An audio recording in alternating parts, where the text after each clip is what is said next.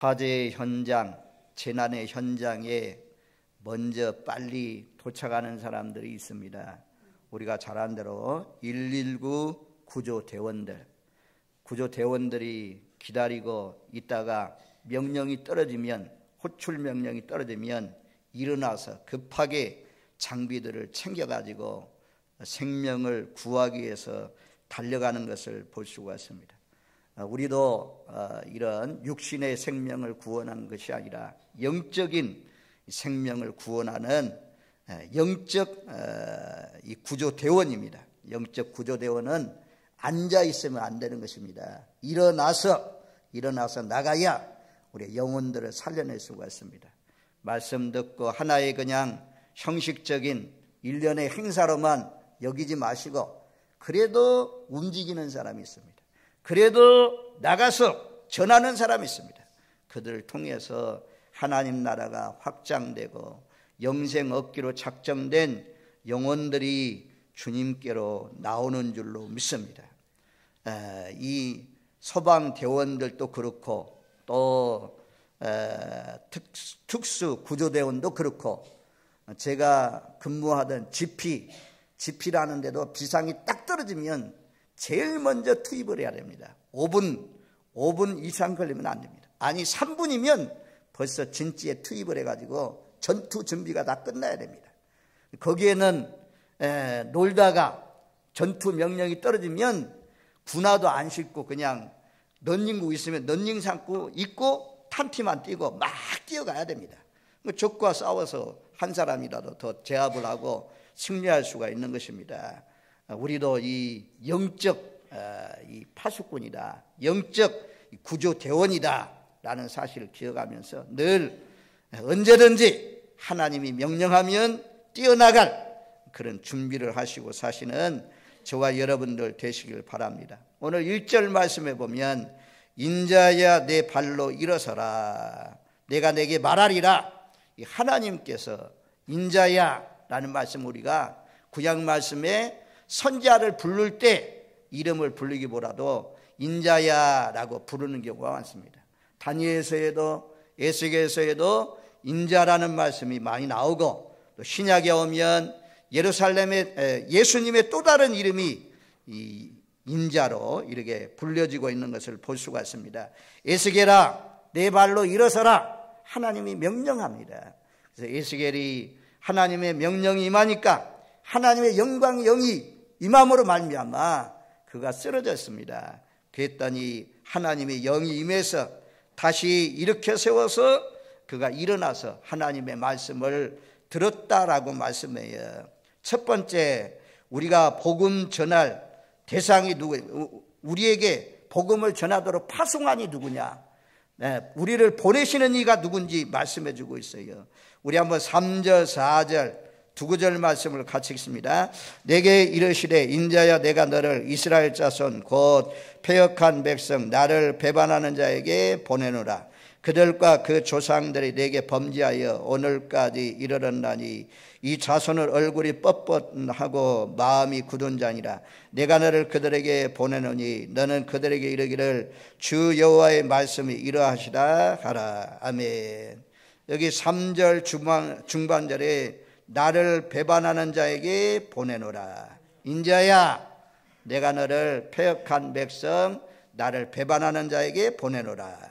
4절 말씀에도 얼굴이 뻔뻔하고 마음이 굳은 자에게 내가 너를 보내노라.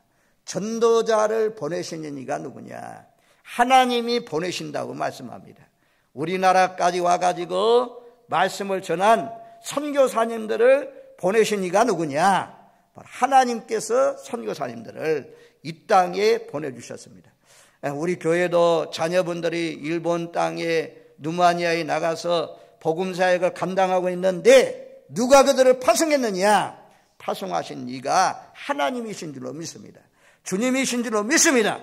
부모들보다도 하나님이 더 염려하시고 하나님이 더 걱정하시고 하나님이 더 후원해 주실 줄로 믿습니다.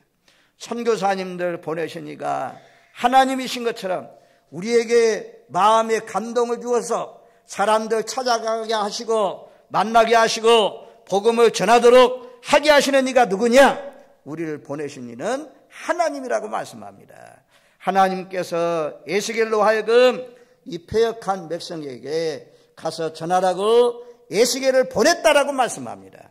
저도 이곳에 진락교회 연고도 없는 곳에 이곳에 온 것은 누가 보냈습니까? 저 위에 계신 하나님께서 이곳을 파송해서 이곳에 왔습니다. 이곳에 세워서 이곳에서 목회를 하는 것입니다.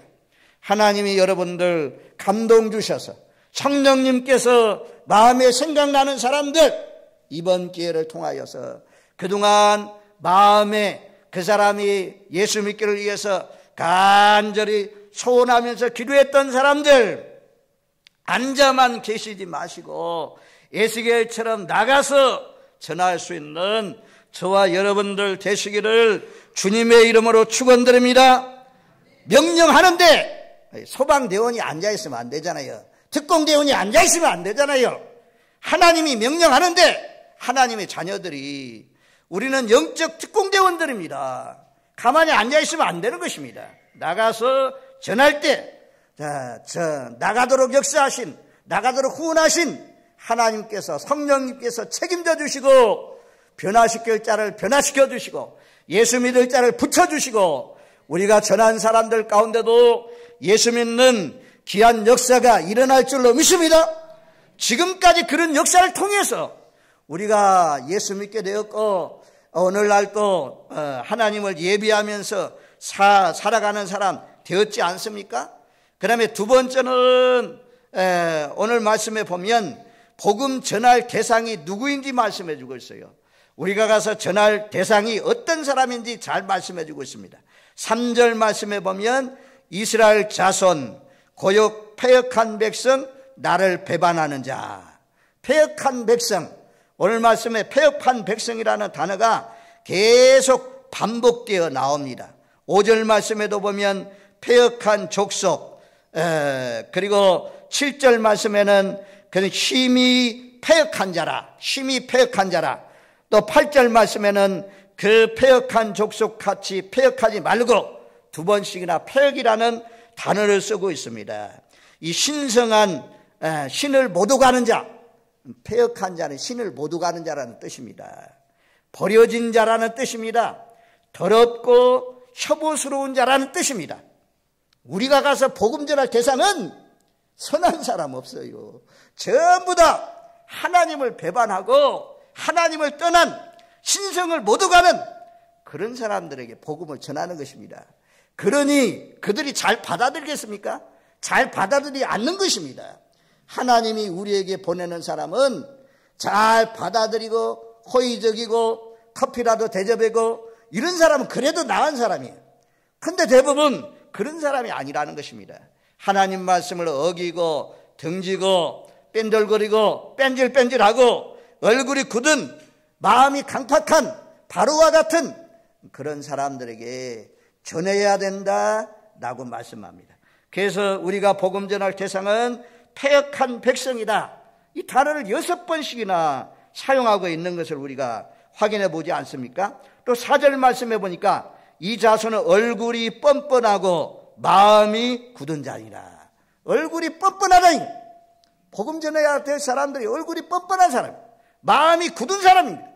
마음이 부드러운 사람, 옥토 같은 사람, 그런 사람들이 아니고 마음이 딱딱한 사람, 길가와 같은 사람, 그런 사람들에게 복음을 전해야 된다라고 말씀하고 있습니다. 저와 여러분들 얼굴이 뻔뻔해도 전혀 복음을 전해도 반응하지 않고 오히려 콧방귀를 끼면서 신성 모독하는 사람이라고 했잖아요. 야, 하나님 믿을 바에야 너나 잘 믿어라. 예수 믿으려면 잘 믿어라. 너 잘 믿어라. 이런 사람들, 내 주먹을 믿어라. 이런 사람들에게 우리가 복음을 전해야 될 것을 말씀합니다. 우리가 복음 전할 전도의 대상자가 어떤 사람이냐? 결코 선한 사람이 아니다. 말 안 듣는 그런 사람들, 배반하는 사람들, 패역한 사람들, 얼굴이 번지르한 사람들, 마음이 강박한 돌짝박과 같은 그런 사람들에게 우리가 복음을 전하는 것이다. 이것을 기억하고 나가면 전도자는 실패가 없습니다. 나가면 실패가 없습니다.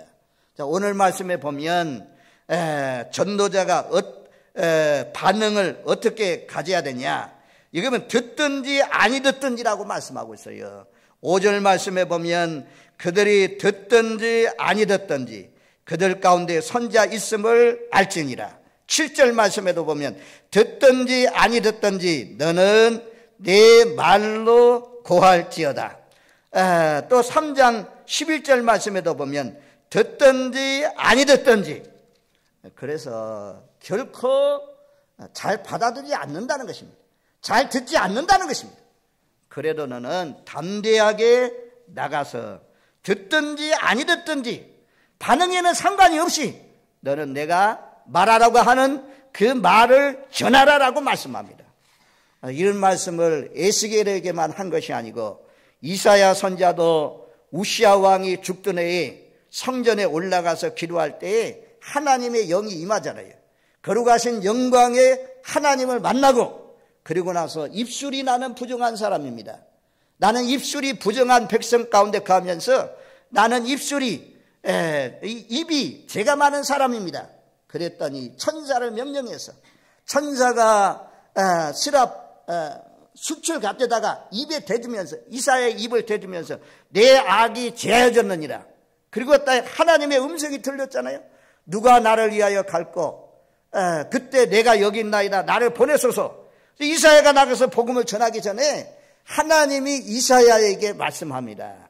이사야 6장 9절 10절 말씀에 보면 여호와께서 이르시되 가서 이 백성에게 이르기를 너희가 듣기는 들어도 깨닫지 못할 것이요 보기는 보아도 알지 못하리라 하여 이 백성의 마음을 둔하게 하며 그들의 귀가 막히고 그들의 눈이 감기게 하라. 그들의 눈이 보고 귀로 듣고 마음으로 깨닫고 다시 돌아와 고침을 받을까 하노라. 이사야가 복음 전할 상대, 말씀을 전할 대상들이 누구냐? 눈이 감긴 사람에게 가라는 것입니다. 귀가 막혀있는 사람에게 가라는 것입니다. 마음이 다친 자에게 가라는 것입니다. 그래서 반응이 없는 그런 사람일지라도 나가서 전해야 될 것을 말씀해 주고 있습니다. 이것이 구약 말씀만 그런 것이 아니고 신약에도 동일하더라고요. 우리가 지금 수요일날 저녁에 마태복음 13장 하나님 나라 비유에 대해서 말씀하잖아요. 그 비유 가운데 보면 첫 번째 씨 뿌리는 비유가 나오잖아요. 그 씨 뿌리는 비유에서 씨가 뿌려질 때 4분의 1입니다. 하나는 길가와 같은 밭에 뿌려졌고 하나는 돌짝밭, 하나는 또 가시나무 떨기밭, 그리고 하나는 좋은 땅에 떨어진 씨앗만 우리가 30배, 60배, 100배 열매를 맺잖아요. 4분의 1입니다. 나머지 4사람 가운데 복음을 전하면 한 사람이 주께로 돌아왔다라고 말씀합니다. 그리고 우리가 왕의 잔치, 임금의 혼인잔치 비유가 나오잖아요. 거기에 보면 가서 초대장을 먼저 보냈습니다. 초청장을 보낸 사람들 초대에 오는데 나는 소를 샀기 때문에 소를 시험해 봐야 됩니다. 나는 장가 들었기 때문에 못 갑니다. 나는 밭을 샀는데 밭을 가봐야 됩니다. 그래서 누가복음 14장 18절 말씀에 보니까 다 일치하여 사양했다 그렇게 말씀합니다. 다 일치해서 사양하는 사람들, 우리가 복음을 전해도 따라오지 않는 사람들, 그래도 하나님은 뭐라고 말씀하냐? 그래도 나가서 전하래요. 듣든지 아니 듣든지 전하래요. 반응 중요하지 않다. 너는 내가 명령하는 대로 가서 순종해서 전하라 라고 말씀합니다. 그동안 예수 믿고 구원받고 천국 가기로 작정된 영혼들, 하나님의 자녀되어 하나님 나라를 상속으로 받은 저와 여러분들, 양심이 있는 사람이라면, 내가 구원받은 확신이 있는 사람이라면 당연히 우리가 나가서 전해야 될 줄로 믿습니다. 듣든지 아니 듣든지.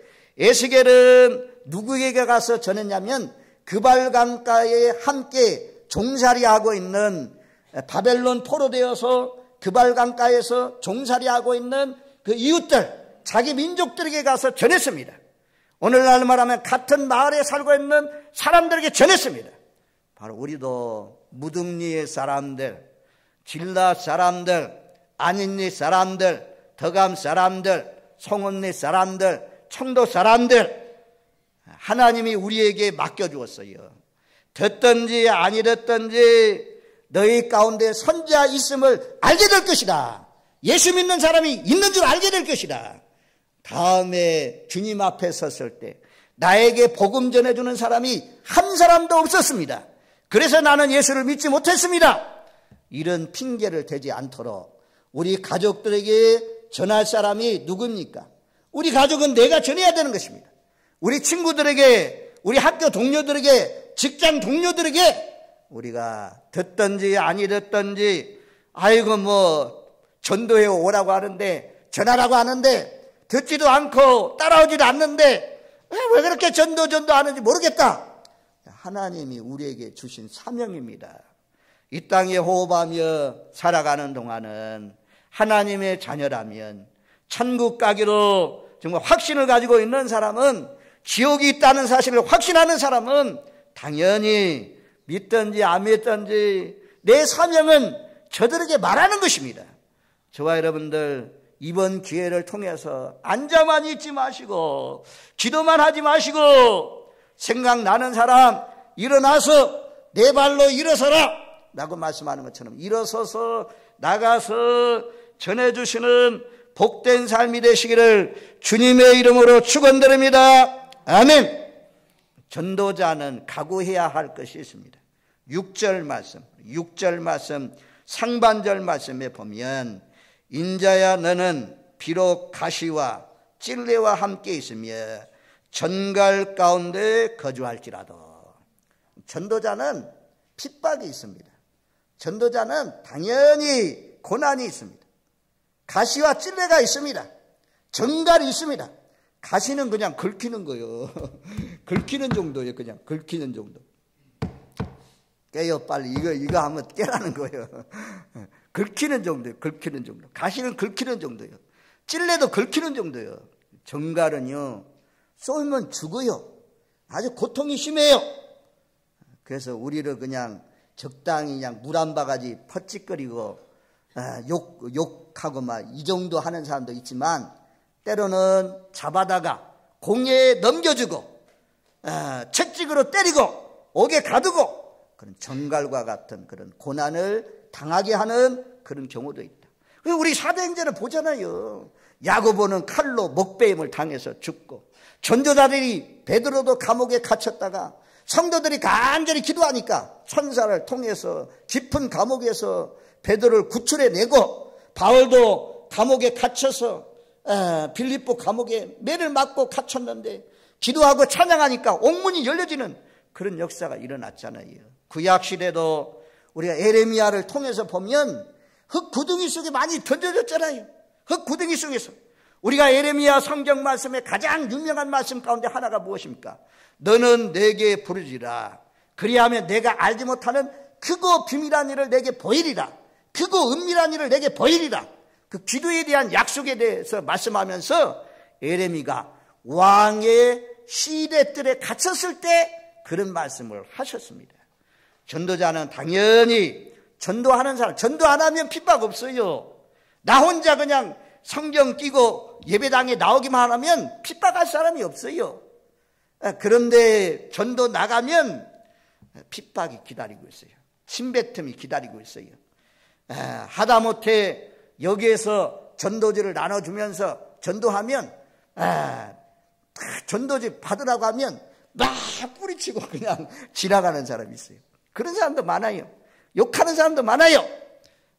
그래서 전도 훈련은 이 교회는 전도 훈련이 필요해요. 저와 여러분들 가시와 찔레와 전갈 가운데 거해도 복음을 전하시는 저와 여러분들 되시길 바랍니다. 그래서 의를 위해서 핍박을 받는 자는 복이 있다고 말씀하잖아요. 에스겔도 가시와 찔레와 전갈 가운데 내가 거해도 어려움이 찾아와도 고난 각오하고 복음을 전하라 말씀해요. 지금 인도 사명자 성회가 4월 마지막 주쯤 돼요. 금년에 3월 달에 가는 것이 한 달쯤 이렇게 늦어졌는데 인도에 지금 국민일보 신문을 보시는 분들 알겠지만 선교사들 다 추방했대요. 우리 인도 광야급 선교사님이 한국에 나왔다가 들어갈 때마다 저에게 기도 부탁하는 것이 있어요. 목사님, 제가 이번에 입국하는 거기에서 추방당할지도 모릅니다. 인도 들어가면 하나님이 허락해서 계속 선교 사역 감당하는 거고, 추방되면 추방당해야 됩니다. 추방당하지 않고 들어갈 수 있도록 해주세요. 늘 기도 제목이 그래요. 지금 우리나라가 많이 추방되어 있습니다.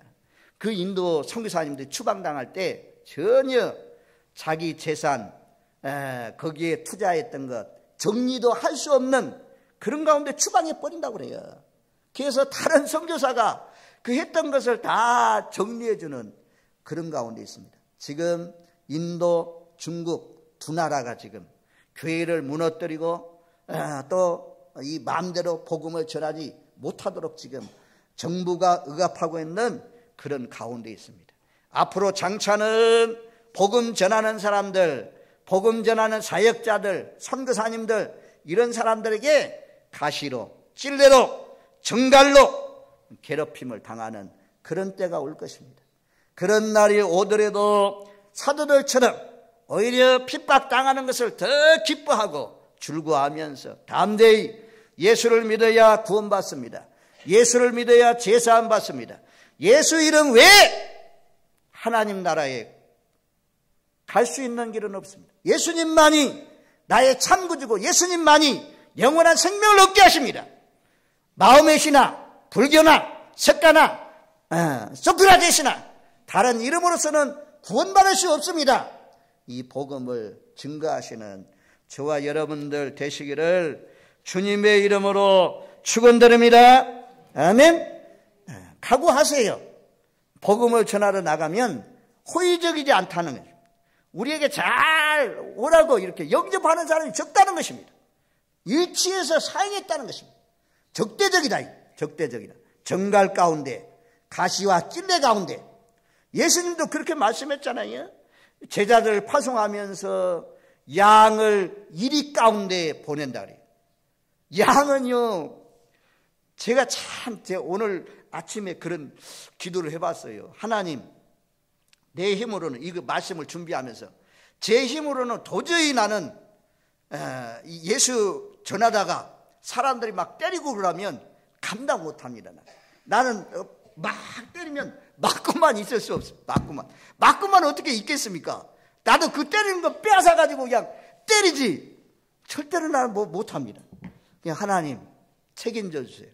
내 힘으로는 불가능하지만 성령님 도와주셔서 정말 때려도 맞고 스데반 집사처럼 돌이 날라와도 맞고 그러면서 내 영혼을 아버지 손에 부탁합니다.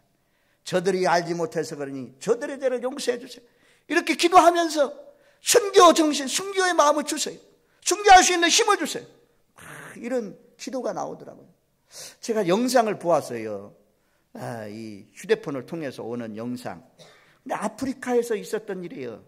세 사람을 전도자들인가 봐요. 이렇게 던져놓고 그 막 가시 있잖아요. 불 피운 막 가시 그걸로 막 사람의 몸을 때려. 그리고 막 사람이 막 퍽쩍 뛰어가지고 높은 데서 뛰어나가지고 사람을 밟아 삐대. 높은 데서 뛰어내려서 밟아 삐대가지고 사람을 죽이더라고. 근데 그 사람들이 반항하지 않아요. 대들지 않아요. 막지 않아요. 전부 다 당해. 야, 어떻게 그렇게 할 수 있을까? 우리가 양을 이리 가운데 파송했다. 저와 여러분들 양이 돼야 돼요. 양은요, 무기가 없어요. 공격 무기가 없어요. 양은요, 무조건 때리면 맞아야 돼요. 양은요, 이게 뭐 도망치는 것도 없어요. 토끼처럼 도망도 못 가요. 양은 오직 목자가 보호해줘야 되는데 우리는 하나님이 전도자를 파송하는데 뭐라고 말씀하냐?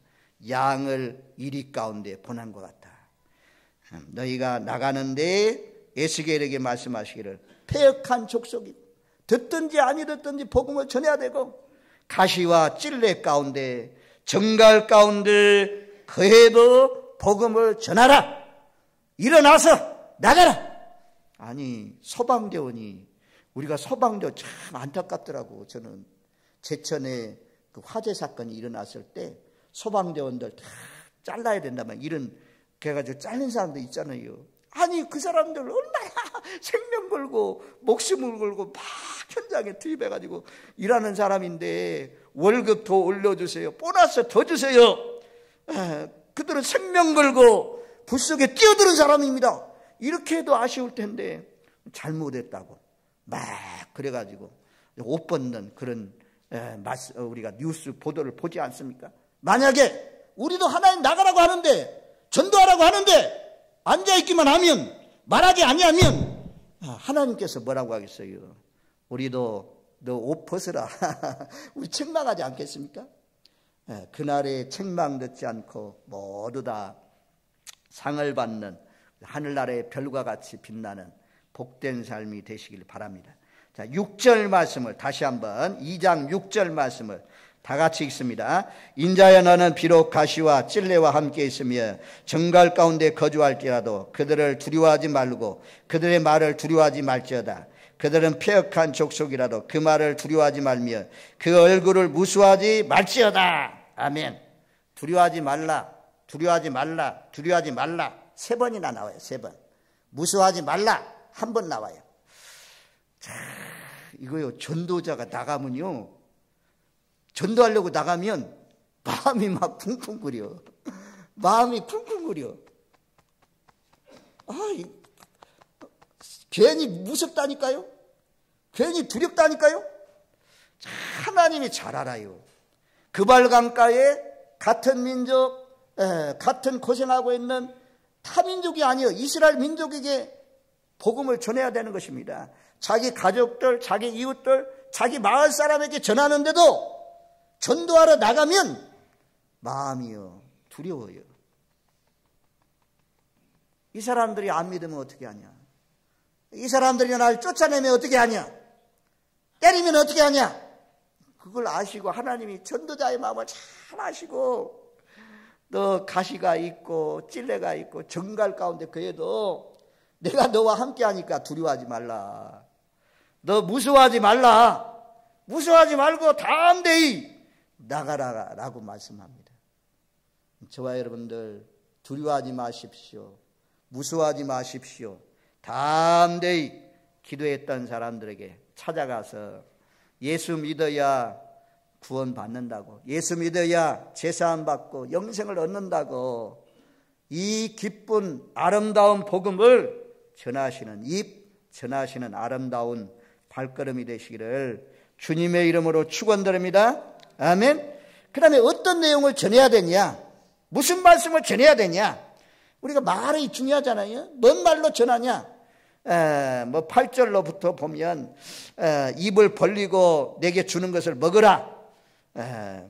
그리고는 책이 펴졌는데 두루마리가 펴졌고 안팎으로 글이 쓰였다. 그게 내용은 10절 말씀해 보면 그 이에 애가와 애국과 재앙의 말이 기록되어 있더라. 애가와 애국과 재앙의 말. 이건요, 저주의 말씀이라는 거예요. 책망의 말씀이라는 거예요. 징계의 말씀이라는 거예요. 책직의 말씀이라는 것입니다. 예수 믿으면 복 받습니다. 예수 믿으면 행복합니다. 예수 믿으면 즐겁습니다. 이것도 기쁜 소식이지만 요나가 전한 말씀이 아름다운 소식이에요. 복된 소식이에요. 요나가 뭐라고 전합니까? 하룻길을 지나가면서 그렇게 전하잖아요. 이누의 성은 40일 지나면 망합니다. 이누의 성은 40일 지나면 망합니다. 이누의 성은 40일 지나면 망합니다. 하루 딱 지나가면서 말씀을 전했습니다. 그랬더니 온 이누의 성 사람들이 막 베옷을 입고 회개하잖아요. 짐승까지 베옷을 입고 회개하잖아요.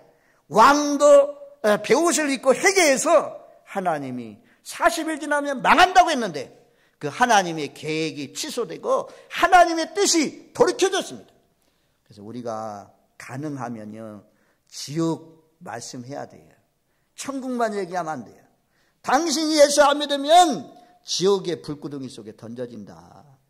부자가 떵떵거리면서 살았는데 그 지옥에 가니까 얼마나 뜨겁던지, 얼마나 목이 마르든지 천국 가 있는 나사로를 통하여 손가락 끝에 물 한 방울 찍어다가 두라는 것이 그 지옥이다. 이런 지옥에 가겠느냐? 그리고 얼마나 지옥이 무서운지 한 손으로 범죄하면 내 한 손을 찍어버려라. 불구자로 지옥 가는 것보다도 하나님 나라에 가는 것이 낫다. 눈이 너를 범죄하거든 눈을 빼버려라. 한쪽 눈을 빼고 불구자로 하나님 나라, 지옥 가는 것보다도 하나님 나라, 천국 가는 것이 낫다. 얼마나 지옥이 뜨겁고 얼마나 지옥이 무서우면 손이 잘려진다고 생각해 보세요.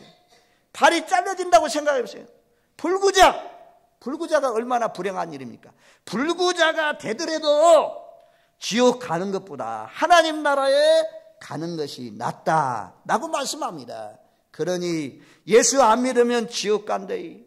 정말 지옥은 있다. 지옥이 얼마나 무서운 줄 아냐? 한 번 들어가면 나올 수가 없는 곳이 지옥이다.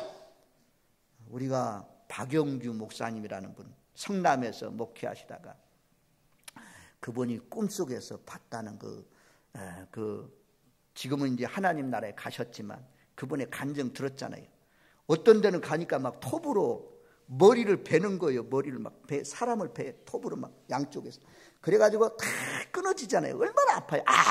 하면 이게 또 정상으로 돼요. 정상으로 되면 또 막 톱으로 베고. 지옥이요. 또 어떤 데는 가니까 구멍마다 뱀이 들어가요. 뱀. 콧구멍으로 뱀이 들어가고 눈구멍으로 뱀이 들어가고 귓구멍으로 뱀이 들어가고. 얼마나 참 괴롭습니까? 어떤 데는 또 막 배 욕심이 가득 찬 사람들이 나오면서 그 사람들은요 창으로 막 찔러. 그래가지고 배가 막 터져. 창자가 튀어나와.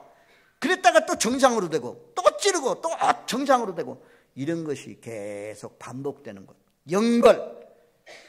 저와 여러분들 오늘 보니까 새로이 나오시는 분들도 있고 기존에 오랜 동안 예수 믿는 분들도 있는데 하나님이 전갈 가운데 거해도 가시가 찔러도 찔레가 찔러도 듣든지 아니 듣든지 나가서 전하라 하는 이유가 무엇입니까? 하나님은요 모든 사람들이 죄를 범하다가 하나님 없이 살다가 지옥 가는 것을 원치 않습니다. 모두 다 죄사함 받아서 구원받아서 영생 복락을 누리는 죽음도 없고 이별도 없고 슬픔도 없는 약한 몸이 강한 몸으로 썩을 몸이 썩지 않을 몸으로 육의 몸이 영의 몸으로 신령하게 변화되어서 그 낙원에 하나님 나라에 들어가기를 원하십니다. 오늘 나오신 모든 분들 한 사람도 예수 믿다가 포기하는 사람이 제일 어리석은 사람, 롯의 처처럼 뒤돌아보는 사람, 제일 어리석은 사람 늘 전진하시고 예수 잘 믿어서 그날에 많은 사람들을 영생 얻는 길로 인도해서 하늘나라에 영원토록 빛나시는 저와 여러분들 되십시오. 너무 내가 나가서 꼭 데리고 와야지, 다음 주에 꼭 다음 주에 꼭 데리고 와야지, 이런 작정도 중요하지만 못 데리고 와도 전하래. 전하는 사명만 우리에게 있어요. 100% 우리가 전하는 데 순종하면 하나님의 말씀이 역사해서 우리가 전한 사람들 가운데 예수 믿고 거듭나고 변화되는 놀라우신 역사가 일어날 줄로 믿습니다. 결론입니다. 119 구조대원들은 힘들고도 위험한 임무를 수행하면서도 보람과 자부심이 넘칩니다. 왜냐하면 이 세상에서 생명을 살리는 일보다 더 소중한 일은 결코 없기 때문입니다. 육신의 생명을 구조하는 일도 그렇다면 하물며 영혼을 구원해내는 사명은 더욱 뿌듯하고 기쁜 일이 아니겠습니까? 그래서 하나님께서는 오늘 저와 여러분에게도 인자야 내 발로 일어서라고 명령을 내리고 계시는 것입니다. 그런 출동 명령이 떨어지면 결코 앉아 있을 수가 없습니다. 우리가 일어서서 달려가지 않으면 아직도 회개하지 않고 있는 수많은 죄인들이 그대로 죽을 수밖에 없기 때문입니다. 전파하는 자가 없이 어찌 들을 수 있겠습니까? 바로 나 자신이야말로 내 가정과 이웃과 학교와 직장 안에 있는 저 폐역한 백성을 급히 찾아가야 할 현장의 구조대원입니다. 보내심을 받았으면 어찌 전파하지 않을 수가 있겠습니까? 그 어떤 원수, 마귀의 방해 공작과 핍박이 있다 해도 그것을 두려워하지 말고 무수하지 말고 듣든지 아니 듣든지 무조건 나가서 용기를 발해서 천하보다도 더 귀한 생명 하나를 구원해내는데 힘쓸 수 있는 저와 여러분들이 되시기를 바랍니다. 제일 좋은 소식을 전하는 자, 가장 아름다운 발, 전도자들의 발걸음인 줄로 믿습니다. 우리가 나가서 전도하고 하나님 말씀으로 구하면 그 가운데서 예수 믿고 돌아오는 놀라우신 역사가 일어날 줄로 믿습니다. 아멘. 고마우신 하나님 감사합니다.